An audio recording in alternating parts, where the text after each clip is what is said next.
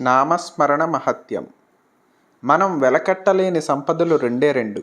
ఒకటి మనశ్శాంతి, రెండోది సంతృప్తి. ఈ రెండింటిని సంపాదించుకున్న వాళ్ళు ప్రతిక్షణం అఖండమైన ఆనందాన్ని అనుభవిస్తారు. కష్టపడక్కర్లేదు సంపాదించుకునేందుకు. కులదైవ నామస్మరణ చేస్తే చాలు ఆ వెలకట్టలేని రెండు సంపదలు లభిస్తాయి. ఆధ్యాత్మికత అనే సరస్సులో నామం అనే రాయి వేస్తే శబ్ద తరంగాలు వెలువడతాయి. అవి మనసంతా వ్యాపించి శరీరమంతా నిండిపోతాయి.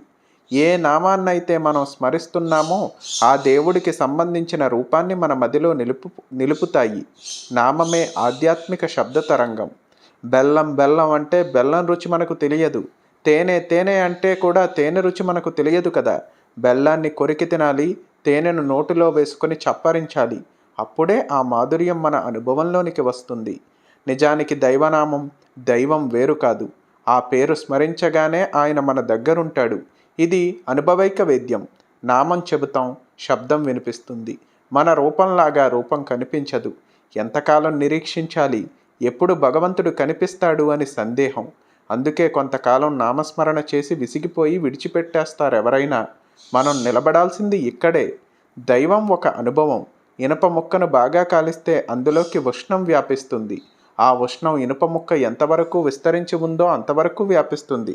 అందులో వేడి కనిపించకపోవచ్చు, కానీ ముట్టుకుంటే చుర్రుమనిపిస్తుంది.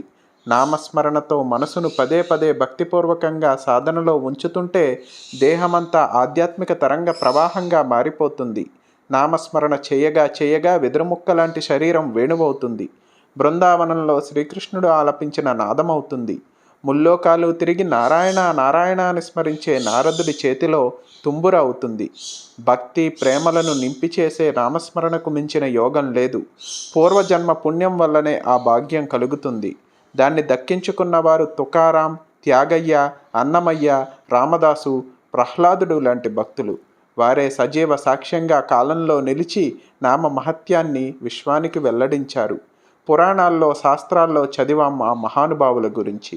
మనం కూడా అనుభవంలోనికి తెచ్చుకోవచ్చు. అందుకు కావాల్సింది సాధనయే.